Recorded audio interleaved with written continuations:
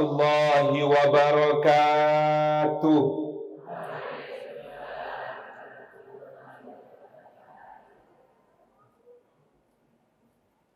Alhamdulillahi rabbil alamin, wa bihi nasta'inu ala umurid dunya waddin, wassalatu wassalamu ala asrafil anbiya'i wal mursalin, Sayyidina wa maulana Muhammadin wa ala alihi wa ashabihi ajma'in wa man tabi'ahum bi ihsanin ila yaumiddin.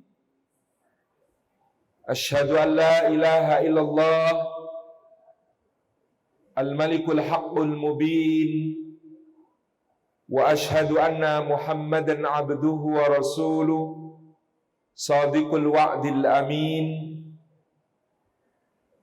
Sadatul afadil hadratal mukarramin, yang kita takdimi, para alim, para ulama, para asatid, para ustadzat, para masyayikh, para kiai, guru-guru umat, wabil khusus guru kita semua, Sadhahir Subagio beserta seluruh jajaran pembina, pimpinan dan pengurus Yayasan Guru Ngaji Berdaya, wadah bagi para guru ngaji dan guru ngaji serta orang yang mengaji adalah sebaik-baik umat Rasulullah SAW, seperti yang beliau katakan, khairukum man ta'allamal Qur'ana wa 'allamah. Sebaik-baik di antara kalian adalah yang mempelajari Al-Qur'an dan mengajarkannya. Yang kita takdimi segenap pembina, pimpinan dan pengurus Yayasan Jamaah Haji Klaten yang telah berkenan memberikan fasilitas gedung Al-Mabrur di kesempatan sore hari ini sebagai tempat kita bermuwajahah bersama-sama, dan tadi sudah disampaikan siap bekerja sama ke depan dengan Guru Ngaji Berdaya, insyaallah untuk Klaten yang penuh berkah. Amin Allahumma amin. Berkah bersama Al-Quran. Sebagaimana saya dengar tadi, Yayasan Jamaah Haji Klaten juga selain mengelola rumah sakit Islam di Klaten akan meluaskan sayap khidmah kesehatannya sampai ke Boyolali. Insyaallah kita doakan senantiasa dalam kebaikan, keberkahan, dan diridhoi Allah segala ikhtiarnya. Para sesepuh, bini sepuh, tokoh masyarakat, pimpinan berbagai lembaga dan ormas Islam, serta para pimpinan daerah, termasuk kepala daerah tingkat 7, barangkali ada yang hadir, alias ketua RT, juga kepala daerah tingkat 6 alias ketua RW, terus naik ke atas, barangkali ada kepala dukuh, ada lurah, ada camat, ada bupati, ada gubernur, ada presiden, ataupun calon-calonnya. Barakallahu fikum jami'an, serta seluruh hadirin, hadirat, muslimin, muslimat, solihin, solihat, termasuk yang belum kawin dan belum sunat. Puji syukur kita aturkan kehadirat Allah atas limpahan karunia-Nya. Pada sore hari ini kita dihimpunkan oleh Allah biwasilatil Quran, dihimpunkan di majelis ilmu. Mudah-mudahan setiap langkah yang kita tempuh hari ini menjadi pemudah jalan kita semua menuju surga. Dan duduk kita semua semoga termasuk taman di antara taman-taman surga, tempat Allah mencurah-curahkan rahmatnya, menaungkan sayap-sayap malaikatnya, menurunkan sakinah ke dalam hati kita, dan menyebut-nyebut nama kita semua dengan bangga pada makhluk-makhluk mulia yang ada di sisinya. Bapak Ibu jamaah yang dimuliakan oleh Allah, Al-Quran adalah sumber segala kemuliaan umatnya Rasulullah Muhammad sallallahu alaihi wa alihi wa sahbihi wasallam.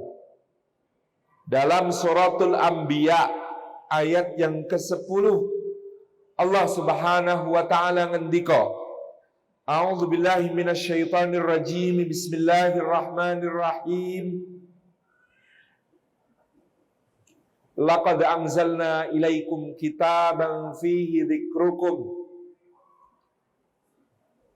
Allah ngendika, laqad, teman-teman sak tenane, benar-benar sesungguhnya. Anzalna, wus nurunaken sapa kita, kami telah menurunkan, ilaikum marang sira kabeh, kepada kalian semua, kitaban rupane suwiji kitab, yakni sebuah kitab, fihi utawi ing dalam kitab mengkono mau, di dalam kitab tersebut dzikrukum menjadi sumber-sumber kemuliaan bagi kalian. Maka Allah telah menunjukkan kepada kita segala sesuatu yang terpaut dengan Al-Quran, maka akan menjadi mulia. Segala sesuatu yang terpaut dengan Al-Quran, maka akan menjadi mulia. Yang pertama, malam. Malam itu ya keadaan gelap. Secara umum sama. Tetapi ada satu malam oleh Allah diberi kedudukan menjadi lebih baik daripada 1000 bulan. Karena apa? Karena di dalamnya adalah malam diturunkannya Al-Quran. Inna anzalnahu fi lailatul qadri. Sesungguhnya kami telah menurunkan Al-Quranul Karim itu pada malam Al-Qadar, malam kemuliaan. Maka malam Al-Qadar itu khairum min alfi syahr, lebih baik daripada 1000 bulan.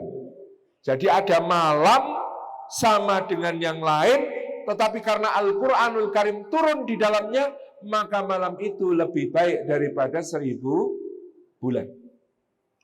Yang kedua, bulan. Dahulu ketika Allah menciptakan langit dan bumi, maka Allah telah menetapkan jumlah bulan dalam setahun ada 12. Minha arba'atun hurum. Dari 12 bulan tersebut ada 4 bulan yang berkategori bulan mulia istimewa. Bulan mulia yang istimewa itu 3 berkumpul, yang 1 menyendiri. Yang berkumpul urut-urutannya Dzulqa'dah, Dzulhijjah, Muharram. Yang menyendiri namanya Rajab. Nek cara wong Jawa sing mlumpuk Dzulqa'dah, besar Suro. Yang menyendiri Rejab. Ini adalah 4 bulan yang berkategori bulan haram, bulan mulia.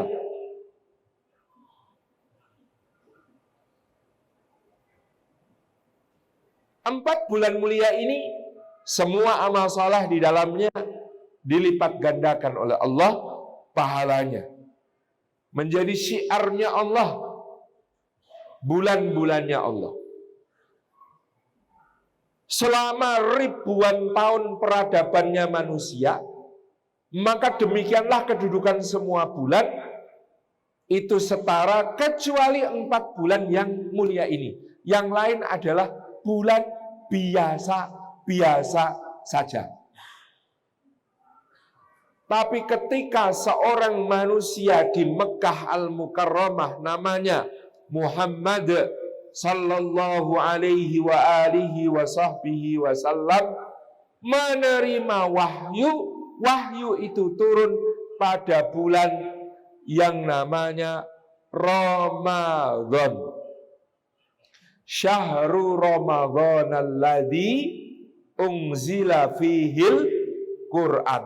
Bulan Ramadan itu bulan di mana di dalamnya diturunkan wahyu pertama kali kepada Rasulullah sallallahu alaihi wasallam di Gua Hira di Jabal Nur. Maka karena Ramadan dipilih menjadi bulan turunnya Al-Quran pertama kali, apa yang terjadi, Bu? Ramadan naik pangkat menjadi sayyidus syuhur, menjadi penghulu semua bulan. Tidak ada yang bisa menandingi Ramadan, naik pangkatnya, ngeloncati 4 bulan mulia yang lain. Karena di dalam bulan Ramadan turun Al-Quran, dan bahkan kemuliaannya Ramadan satu harinya tidak bisa digantikan oleh setahun penuh hari-hari yang lain. Bahwa di dalamnya dibuka pintu surga, ditutup pintu neraka, dibelenggu setan-setan, dilipat gandakan pahala, dihapus dosa-dosa. Masya Allah, tabarakallah. Karena apa? Karena turun di dalamnya Al-Quran, maka Ramadan menjadi bulan yang paling mulia. Semua yang bersangkut paut dengan Al-Quran menjadi lebih mulia dibandingkan yang lain. Yang ketiga, malaikat. Dulu para malaikat, ada malaikat-malaikat utama di sisi Allah dan kedudukan mereka setara. Ada Jibril, ada Mikail, ada Israfil, dan lain sebagainya adalah malaikat-malaikat utama. Termasuk 10 malaikat ada lagunya. Mari mengenal 10 malaikat, dicipta Allah daripada cahaya. Gitu ya. Itu semua kedudukannya setara sebagai malaikat-malaikat utama di sisi Allah Subhanahu wa taala. Lalu Allah memilih Jibril atau Jibril alaihi salam sebagai yang membawa wahyu Al-Quran. Maka Jibril menjelma menjadi Sayyidul Malaikat, penghulu seluruh malaikat, bahkan digelari khusus dalam Al-Quran Ar-Ruhul Amin, malaikat yang terpercaya. Karena apa? Dia membawa wahyu Al-Quran. Maka semua malaikat hormat gerak kepada Jibril alaihi salam sejak Jibril menjadi pembawa wahyu Al-Quran, menjadi Sayyidul Malaikat, menjadi sebaik-baik malaikat. Jadi semua yang tersambung dengan Al-Quran menjadi yang paling mulia. Lalu apa lagi? Rasul. Rasul yang kepadanya diturunkan Al-Quran menjelma menjadi imamul anbiya'i wal mursalin, menjadi imamnya seluruh nabi dan rasul yang pernah diutus Gusti Allah. Meskipun beliau dengan tawadhu mengatakan, perumpamaan antara aku dengan para nabi sebelum aku adalah seperti seseorang yang membangun rumah, telah tersusun begitu indah semua batu bata dan juga atapnya, hanya tersisa satu labinah. Labinah itu satu tempat yang diturahke untuk dipasang batu bata terakhir saat peresmian. Itu nabinya labinah. Tinggal tersisa satu labinah, lalu batu bata terakhir kemudian dipasang di tempat itu. Kata Rasulullah, akulah batu bata terakhir itu. Beliau tawadhu sekali mengatakan demikian. Pada sebelum beliau diutus, ada 124.000 nabi pernah bertugas. Ada 315 rasul pernah bertugas. Di antara mereka ada 4 rasul ulul azmi yang istimewa kedudukannya, yaitu Nuh, Ibrahim, Musa, dan Isa.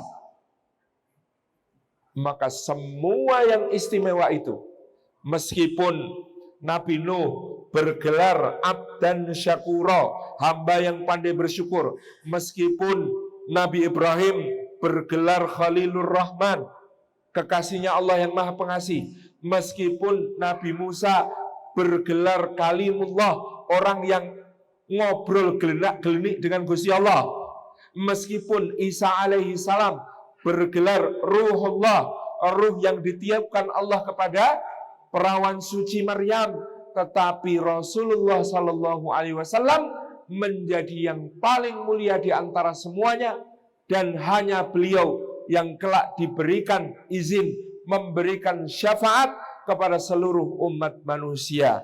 Karena apa? Karena kepada beliau diturunkan Al-Quran. Jadi ada satu hadis yang sangat panjang dalam Riyadhus Shalihin menceritakan huru-hara akhir zaman, Pak. Di huru-hara akhir zaman nanti ketika manusia dibangkitkan, semuanya kalut, semuanya takut menghadapi hisab, amalnya sedikit, dosanya banyak. Begitu mereka sangat ketakutan akan tidak akan selamat dari azabnya Allah. Maka berduyun-duyun mereka menghadap kepada Nabi Adam alaihissalam.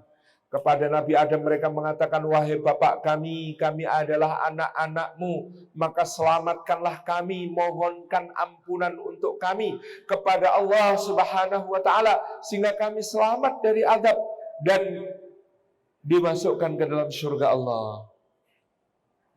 Nabi Adam alaihissalam menangis dan mengatakan, bukankah kalian tahu aku pernah melanggar satu larangan Allah, dan karena satu larangan yang aku langgar itu aku dikeluarkan dari surga.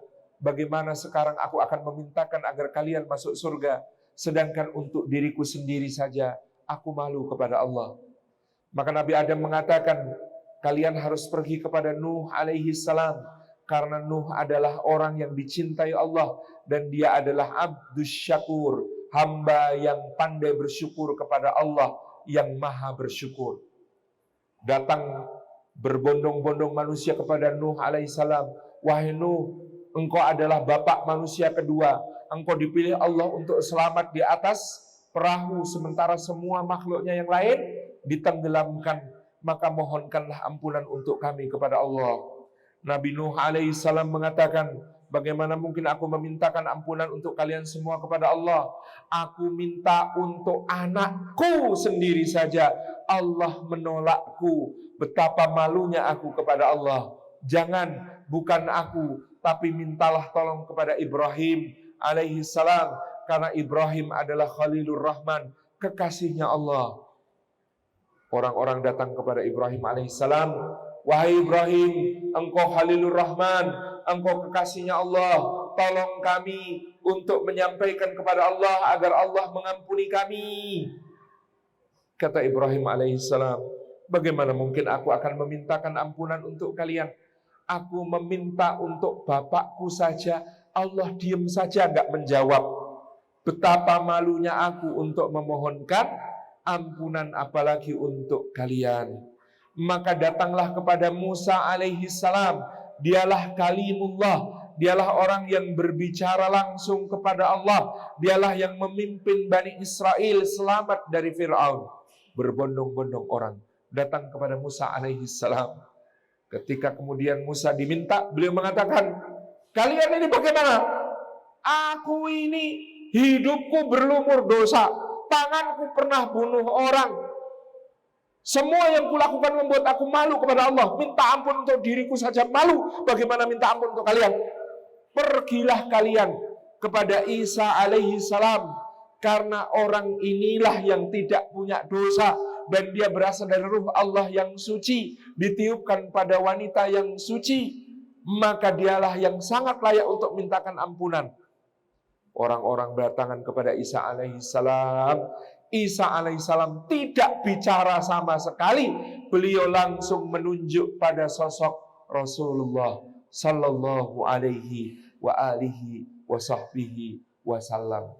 Maka nanti di hari itu Rasulullah sallallahu alaihi wasallam akan sujud di hadapan Allah subhanahu wa ta'ala. Ayat Allah mengatakan, wala saufa yu'tika rabbuka fatardha. Maka Allah pasti akan memberikan apa yang kamu minta wahai Muhammad sampai engkau ridho. Tafsirnya, kelak Rasulullah untuk memintakan ampun seluruh umat manusia, maka beliau akan sujud di hadapan Allah, dan sepanjang Rasulullah sujud itulah Allah menyelamatkan begitu banyak manusia, diangkat dari azab, diangkat dari dosa-dosanya, diselamatkan untuk masuk surga. Terus Rasulullah sujud, sepanjang itu Allah terus menyelamatkan. Maka ketika Rasulullah mengangkat kepalanya selesai dari sujudnya, berhenti pulalah Allah menyelamatkan manusia dari kemurkaannya, dari dosa-dosanya, dari azabnya. Kenapa Rasulullah mendapatkan hak yang demikian? Karena beliaulah yang mendapatkan kasih sayang Allah yang paling banyak. Dan yang mendapatkan kasih sayang paling banyak itu dari sebab apa? Dari sebab Quran. Ar-Rahman. Allah itu zat yang maha pengasih. Maka apa yang menjadi tanda kasih Allah yang paling besar? Allamal Quran. Allah mengajarkan Al-Quran kepada Rasulullah SAW. Itulah tanda yang paling pemurah di antara maha pemurah, paling pengasih di antara segala yang pengasih, karena Allah mengajarkan Al-Quran. Itulah Rasulullah menjadi yang paling mulia di antara semua nabi. Karena apa? Karena kepada beliau diturunkan Al-Quran.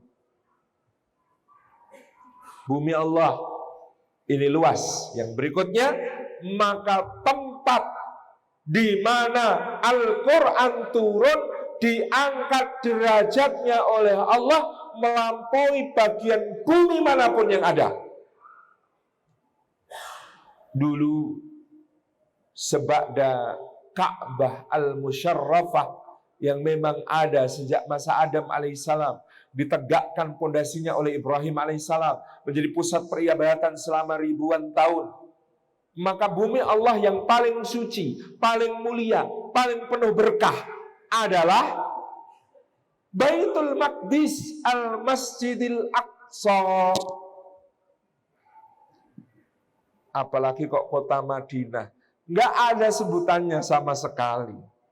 Bumi Allah yang berulang-ulang disebut dalam berbagai kitab suci sebagai bumi Allah yang paling mulia dan penuh keberkahan adalah Baitul Maqdis. Di situ dari 25 nama Nabi dan Rasul yang disebutkan Al-Quran, 18 diantaranya tinggalnya di Baitul Maqdis, di Masjidil Aqsa, karena tempat ini adalah tempat yang sangat istimewa di muka bumi. Tapi begitu wahyu Al-Quran turun, di mana turunnya? Di Makkah, lalu lanjut di Madinah. Disebut ayat-ayat Makkiyah yang turun sebelum hijrah, disebut ayat-ayat Madaniyah yang turun sesudah hijrah. Maka dua tempat ini naik derajatnya di sisi Allah. Makkah, lebih-lebih Madinatul Munawwarah, naik derajatnya di sisi Allah menjadi tempat termulia, tersuci pertama dan kedua di seluruh muka bumi. Baru nanti yang juara bertahan selama ribuan tahun menjadi tempat paling mulia, paling berkah, paling suci menempati tempat ketiga mendapat medali perunggu, yaitu Baitul Maqdis. Karena apa? Karena Quran. Makkah dan Madinah diangkat derajatnya oleh Allah. Tabarakallah. Semua yang bertaut dengan Quran maka akan mulia. Bukti, sama-sama kertas, sama bahannya kayu, kertasnya dicetak, lalu kalau di atasnya yang dicetak di kertas itu adalah Al-Quran, dengan kalau yang dicetak di atas kertas itu adalah buku TTS, kira-kira mana yang lebih mulia? Al-Quran. Lu mau nonton sak menika mosok kertasnya podo. Zaman sekarang, zaman simbah-simbah kita, kertasnya podo. Mushaf-mushaf yang lama, yang cetakan Indonesia lama, yang khotnya masih khot blak-blakan tulisan tangan itu kertasnya podo karo buku TTS. Tetapi pasti kedudukannya lebih mulia kertas yang di atasnya tercetak Al-Quran. Jadi panjenengan semua Bapak Ibu yang dirahmati Allah, Quran sumber kemuliaan. Maka yakin pakai qaf mulai sekarang, tidak ada yang patut lebih kita berikan perhatian, tidak ada yang patut lebih kita berikan fokus, kita berikan sebagai prioritas di dalam mendidik diri kita dan anak-anak kita melebihi Al-Quran. Syekh Ali At-Tantawi rahimahullahu ta'ala nate dawuh, ajari anak-anak kalian Al-Quran, maka Al-Quran akan mengajarinya segala sesuatu. Karena semuanya awalnya, sumbernya, keberkahannya, kebaikannya, terbukanya akalnya untuk semua ilmu yang lain pasti bermula dari Al-Quran. Tidak ada dalam sejarah keemasan Islam pakar di bidang apapun kecuali pasti min ahlil Quran. Mark Zuckerberg, pendiri Facebook, menceritakan dari mana dia mendapatkan inspirasi. Dia mengatakan ada satu kata yang saya dulu bingung. Apa maksudnya? Kata itu adalah algoritma. Algoritma adalah cara untuk menyelesaikan satu persoalan secara matematik. Langkah-langkahnya disebut alur algoritma. Karena penasaran, kata Mark Zuckerberg, saya mencari-cari apa itu algoritma. Maka ternyata algoritma adalah nama dari seorang pakar. Pakarnya pakar, ahlinya ahli, intinya inti dari ilmuwan Islam abad pertengahan yang bernama Muhammad bin Musa Al-Khawarizmi.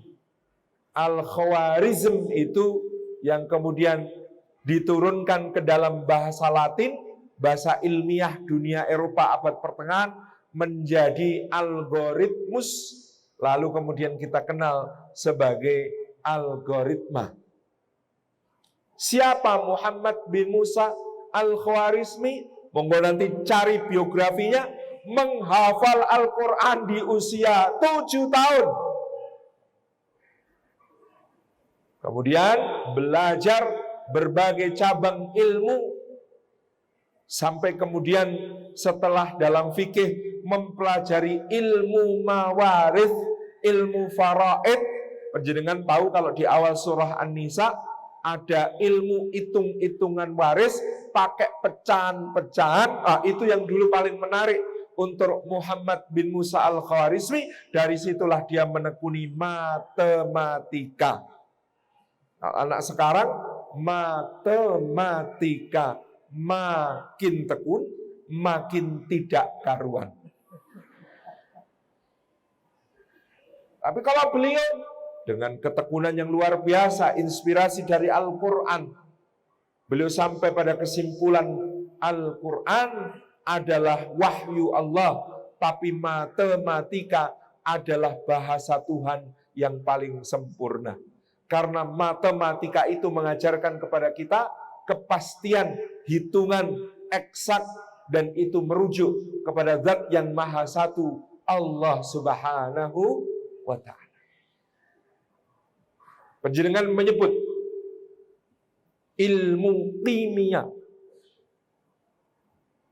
chemistry. Kenapa disebut kimia? Karena asalnya bahasa Arab, al-kimia. Al-kimia itu dulu asal muasalnya ilmu tentang mempelajari unsur-unsur. Unsur itu juga bahasa Arab, jamaknya anasir. Dan ahli kimia yang disebut sebagai the alchemist, sang kimiawan agung, itu namanya Jabir ibnu Hayyan. Dia menulis kitab judulnya Kitabul Hawi. Di dalam naskah aslinya itu judul aslinya tidak cuma Kitabul Hawi. Sampulnya itu tulisannya Kitabul Hawi Bismillahirrahmanirrahim. Kitab yang mengandung penjelasan berbagai unsur di alam semesta, dimulai dengan nama Allah yang Maha Pengasih lagi Maha Penyayang. Siapa Jabir ibnu Hayyan? Sama menghafal Al-Quran di usia 9 tahun. Kita selama ini rumang sana apal Quran ini menunjuk tadi ahli fikih kayak Imam Syafi'i. Lo enggak, ahlinya matematika, ahlinya kimia, itu juga semua memulai ilmunya dari Al-Quran. Ada ahli kedokteran. Wah, ini banyak. Ahli kedokteran di daratan Asia, namanya Ibnu Sina. Ahli kedokteran yang menjadi maha guru di Andalusia, namanya Ar-Razi. Dalam bahasa Eropa disebut Avicenna dan Rhazes. Ar-Razi itu Rhazes. Ibnu Sina menulis kitab Al-Qanun fit Tib. Al-Qanun itu kan undang-undang. Fit Tib dalam kedokteran. Di situ beliau menjelaskan prosedur-prosedur kesehatan secara ilmiah, menegakkan diagnosis sampai memberikan terapi. Ketika kedokteran Eropa masih berbentuk perdukunan, Ibnu Sina memulai langkah-langkah ilmiah dalam menganalisis gejala penyakit untuk menemukan di mana sumber sakit dan bagaimana menterapinya. Al-Qanun fit Tib. Buku ini diterjemahkan ke bahasa Eropa menjadi The Canon of Medicine. Al-Qanun yang bahasa Arab artinya undang-undang, prosedur, tata cara, menjadi di dalam bahasa Eropa canon, meriam. Mengkurungu-kurungu, yuk nerjemah ke sakarepe, canon. Di usia berapa Ibnu Sina hafal Quran? Sama, umur 9 tahun. Ar-Razi terkenal dengan terapinya memulihkan kelainan jantung. Dan itu pakai alat berdawai. Kalau jantung itu kelainan, ya, detaknya itu tidak beraturan, maka dulu yang namanya sitar itu gunanya untuk terapi kedokteran, bukan untuk bikin hiburan. Deng, deng, deng, deng, deng, sampai kemudian detak jantungnya normal. Itu terapinya Ar-Razi. Jadi dia menemukan frekuensi detak jantung. Dan irama detak jantung itu kemudian menjadi dasar terapi orang-orang yang mengalami gangguan jantung. Dia juga menemukan prosedur bedah untuk patah tulang. Bagaimana caranya? Ya, menangani tulang patah secara ilmiah. Dulu di Eropa mau digaplok, ditunggu nyambung dewe, sehingga bentuknya nggak beraturan karena sambungannya itu tumbuh sendiri. Oleh Ar-Razi, jadi dari mayat beliau bedah, diketahui oh bentuk tulangnya harusnya seperti ini, seperti ini, seperti ini. Lalu beliau gambar, nanti kalau ada orang dengan patah tulang di lokasi-lokasi itu, beliau tahu bagaimana cara nyambung. Bahkan beliau juga yang memetakan jalur peredaran darah pertama kali. Di usia berapa le hafal Quran? Podo 9 tahun. Sekarang kita mendikotomi seakan-akan ini ilmu dunia, ini ilmu akhirat. Padahal kembali kepada masa keemasan Islam, semuanya berpangkal mula dari Al-Quran. Jadi, wah saya juga pengen anak saya harus menghafal Quran. Lah tapi cita-citanya jadi dokter itu. Loh, nyambung. Cita-citanya jadi pakar pertanian itu. Bisa. Cita-citanya jadi presiden itu. Bisa banget. Cita-citanya jadi ahli ekonomi. Memangnya Ibnu Khaldun yang ahli sosiologi, bapak sosiologi Islam itu, hafal Quran umur berapa? 10 tahun. Gak enek pakarnya pakar, ahlinya ahli, intinya inti dalam Islam. Kecuali di bawah 10 tahun sampun hafal Quran. Jadi ndak dikotomi bu, ndak kemudian ini bertentangan. Rumangsane nek sibuk ngapal Quran yo wis ora kok bersinau liyane. Justru karena Al-Quran diprioritaskan, maka Allah akan meluaskan insyaallah akal dan kapasitas akal anak-anak kita itu kelak untuk menjadi orang-orang yang pakar, ahli, hebat di bidangnya, berkontribusi untuk kebangkitan umat.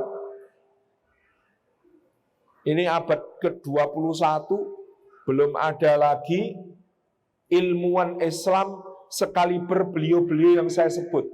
Al-Khwarizmi, Ibnu Sina, Ar-Razi, ya. Kemudian siapa lagi?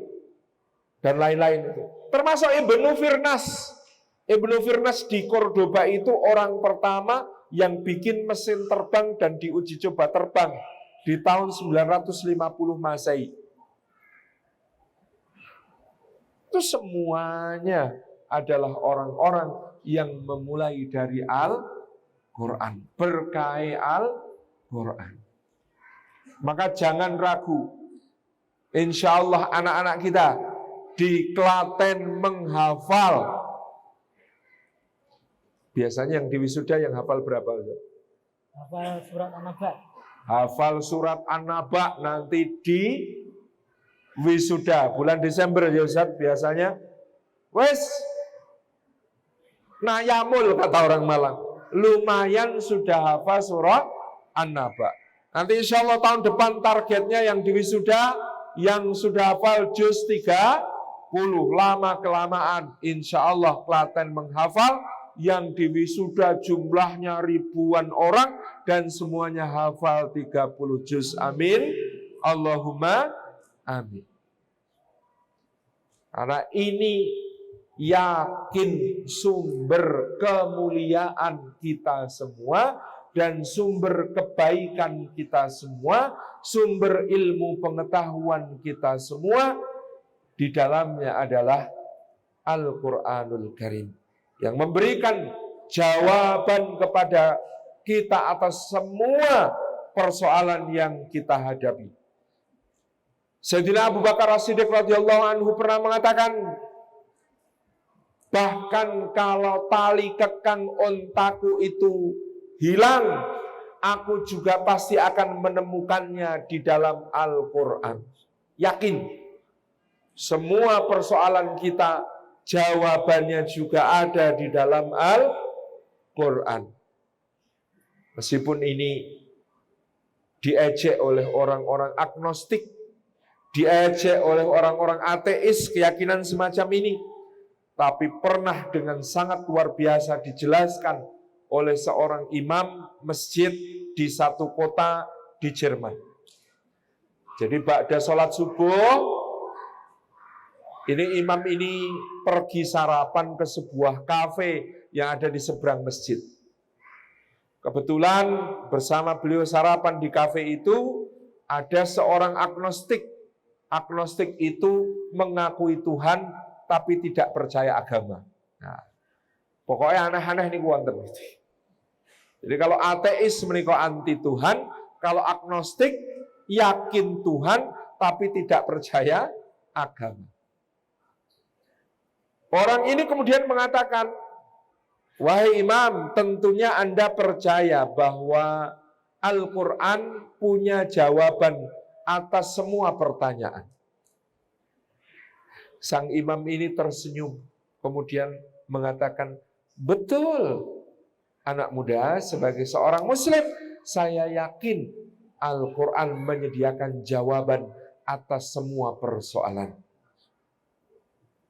Lalu, si orang agnostik ini, orang yang percaya Tuhan tapi tidak percaya agama ini mengatakan, kalau begitu imam, saya punya satu pertanyaan, Anda harus jawab, dan jawabannya harus Anda ambil dari Al-Quran. Kalau memang Al-Quran menyediakan jawaban bagi semua persoalan. Baik, insya Allah.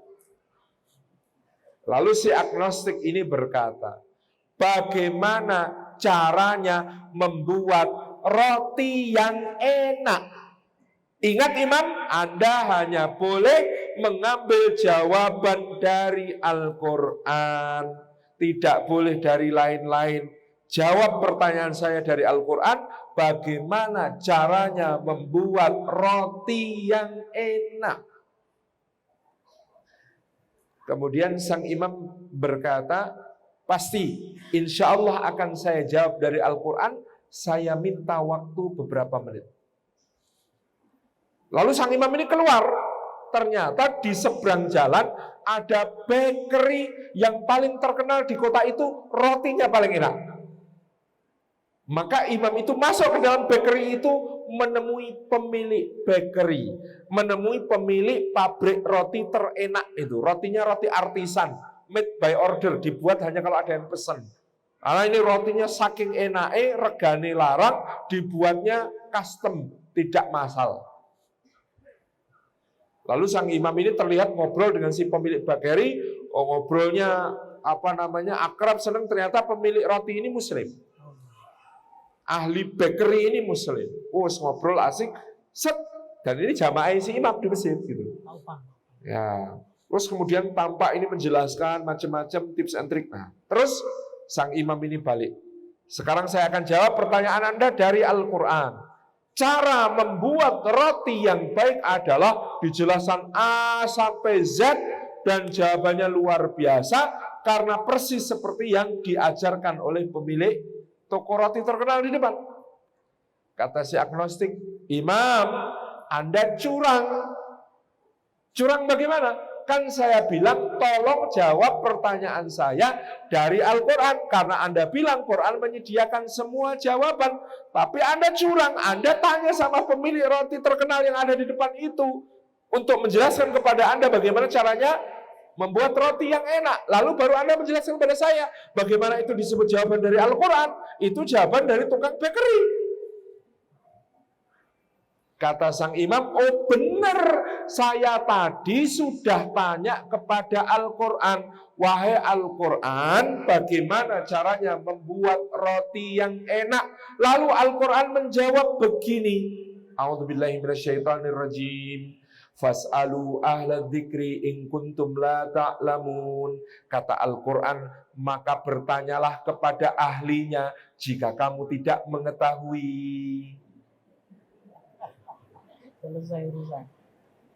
Al-Quran menjawab pertanyaan saya dengan mengatakan, bertanyalah kepada ahlinya jika kamu tidak mengetahui. Dan saya pun melakukan apa yang dikatakan Quran sehingga saya mendapatkan jawaban. Loh, kalau Al-Quran sampean suruh menjawab semua pertanyaan yang seperti ini modelnya, tentu tebelnya nggak kira-kira. Karena nanti ada yang tanya cara membuat roti, ada yang tanya cara membuat pacek, ada yang tanya cara membuat lemper, ada yang tanya cara membuat cucur, ada yang tanya membuat sosis Solo. Nah, itu akan tebel sekali. Belum lagi pertanyaan-pertanyaan yang lain. Tapi pertanyaan apapun dari Anda, saya yakin Quran punya jawaban. Termasuk tadi tanya bagaimana cara bikin roti yang baik. Maka kata Quran, fas'alu ahla dzikri in kuntum la ta'lamun. Bertanyalah kepada ahlinya jika kamu tidak mengetahui, maka terjawab. Betul? Sang agnostik berkata, asyhadu alla ilaha illallah wa asyhadu anna Muhammadar Rasul. Baru kali ini saya mendapatkan penjelasan yang masuk akal. Jadi dia ternyata sudah belajar Islam itu lama. Cuma ketika orang Islam mengatakan Quran itu menjawab semua persoalan, dia nyinyir. Yoram, opo-opo neng Quran. Yora yo nyatane bagaimana cara membuat roti yang baik. Orang neng Quran gitu. Begitu tanya sama si imam, loh caranya jawab Quran juga gitu. Nek gitu caranya jawab Quran, oh kebak. Oh Klaten udah takon bagaimana caranya bikin apem, gudiangan, terancam, bahaya gitu kan. Masya Allah, tabarakallah. Jadi ini cara Quran memberi inspirasi kepada kita. Maka Quran akan bisa menjadi penyembuh semua penyakit yang ada di dalam dada kita. Sehingga keberkahan Quran itu tentu diterima orang sesuai level kedekatannya.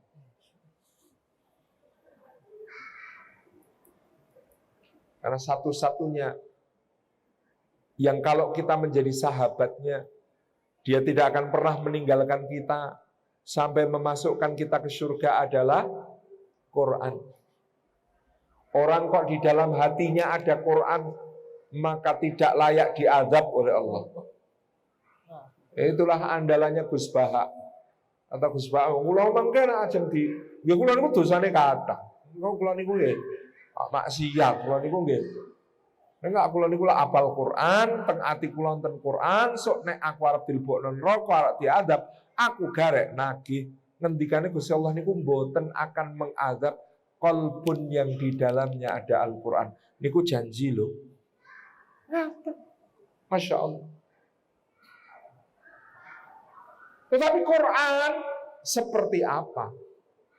Memberikan pintu-pintu keberkahan bagi kita tergantung seberapa dekat kita dengan Al-Quran.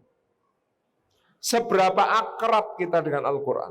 Sampai Ibnu Qayyim al-Jauziyah ngendika, kalau kamu ingin tahu bagaimana kedudukanmu di sisi Allah, lihatlah kedudukan Al-Quran di hatimu. Karena Al-Quran menika kalamullah, maka seperti apa kedudukan Quran di hatimu, itu gambaran seperti apa kedudukanmu di hadapan Allah. Hadza Kata Allah dalam surat Ali Imran, hada bayanul linnasi wa hudaw wa mau'izatul lil muttaqin. Hada Al-Quran ini bayanun, merupakan penjelasan-penjelasan, linnasi, bagi manusia, wahudan, dan petunjuk, wa mau'izatun, dan nasihat yang menyentuh hati, lil muttaqina, bagi orang-orang bertakwa. Jadi pertama, Quran ada yang levelnya lebih rendah dari 3 ini, yaitu keluhannya Rasulullah Sallallahu Alaihi Wasallam dalam suratul Furqan, inna qaumi ittakhadhu hadzal qur'ana mahjura. Ya Allah, sesungguhnya kaumku telah menjadikan Al-Quran ini sebagai sesuatu yang ditinggalkan, dibiarkan, tidak dipedulikan, berdebu, mau tinggu mahar, bertinggu mahar disimpen ora tau dibuka, mahjuro, ditinggalkan. Naudzubillahi min dzalik. Mudah-mudahan kita tidak termasuk yang dikeluh kesahkan Rasulullah kepada Allah Subhanahu wa taala. Nah, maka di sini hada bayanun linnas. Level pertama orang berhubungan dengan Quran yang mempelajari serius itu ada yang menjadikan Quran sekedar sebagai keterangan, informasi, just info. Apal, studi Quran, jelimet, semua kitab tentang tafsir, tentang asbabun nuzul, macam-macam dikaji, ahli sampai profesor di bidang studi Quran. Tetapi dia tidak pernah percaya kepada apa yang di situ kecuali sebagai penjelasan. Oh, Quran itu menceritakan begini. Jadi kita bisa menjelaskan, oh begini, oh begini. Tapi hidupnya tidak berubah. Karena apa? Quran hanya dibiarkan menjadi penjelasan. Sama dengan penjenengan tindak berwisata ke kota Jogja, nginep di Hotel Novotel Malioboro. Begitu nginep di Hotel Novotel Malioboro, di dalam kamar ada buklet pariwisata Jogja. Dibaca buklet pariwisata Jogja itu, di dalamnya ada foto dan keterangan Pantai Indrayanti. Begini, begini, begini. Bukanya jam segini sampai jam segini. Fasilitas yang tersedia ini. Taman wisata Kaliadem. Di sana bisa naik jeep. Lihat lavatur. Ada ini, ada makam Mbah Marijan gitu. Terus pantai Parangtritis, pasirnya berwarna hitam, boleh naik kereta ataupun kuda, sewa video harganya sekian. Pantai Depok, pusat jajanan seafood, ikan-ikan segala jenis ada, ikannya hasil tangkapan nelayan dari Semarang. Keraton Yogyakarta buka dari jam 8 sampai jam 2 siang. Di dalamnya bisa melihat Museum Kaca Pengabdian HB9 kepada Republik Indonesia. Lalu bagian yang boleh dilihat ini. Waduk Sermo, macam-macam, air terjun Sri Geto, semua informasi ada.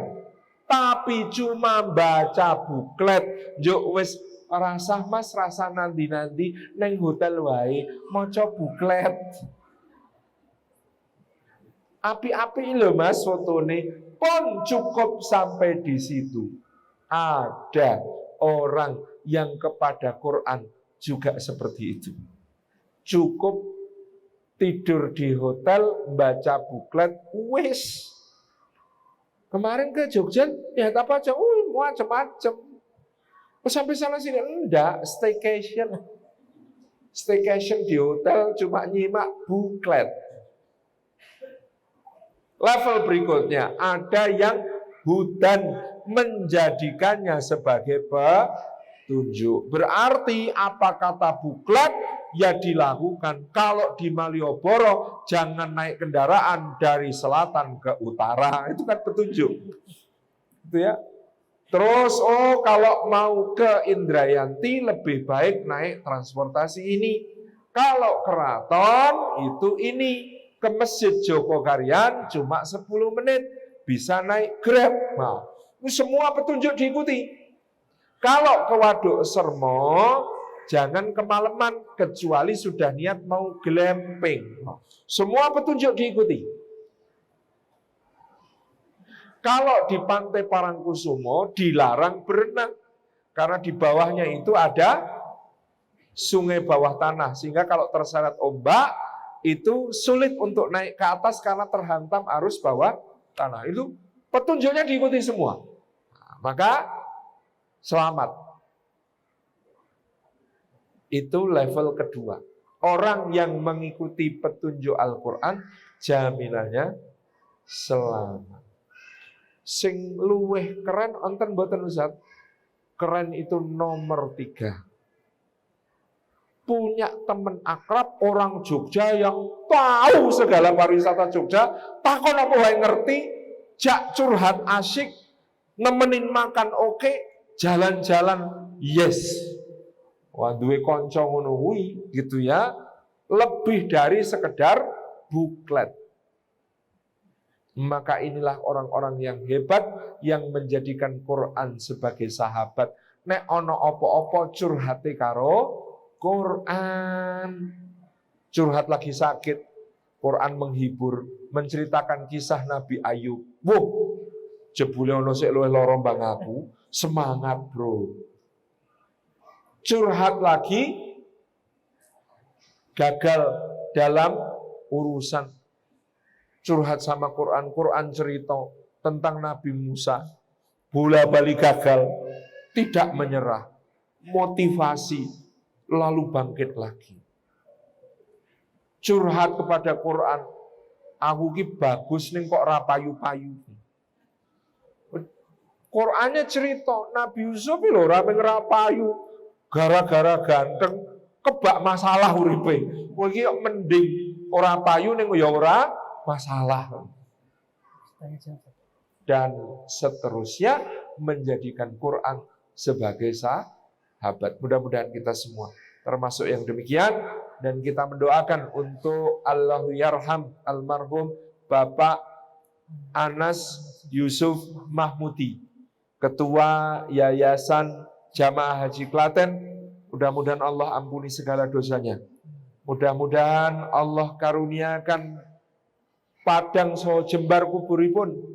Mudah-mudahan Allah jadikan kuburnya taman di antara taman-taman surga. Mudah-mudahan Allah jadikan surga sebagai tempat kembalinya. Diampuni segala dosa, diterima semua amal solehnya. Al-Fatihah.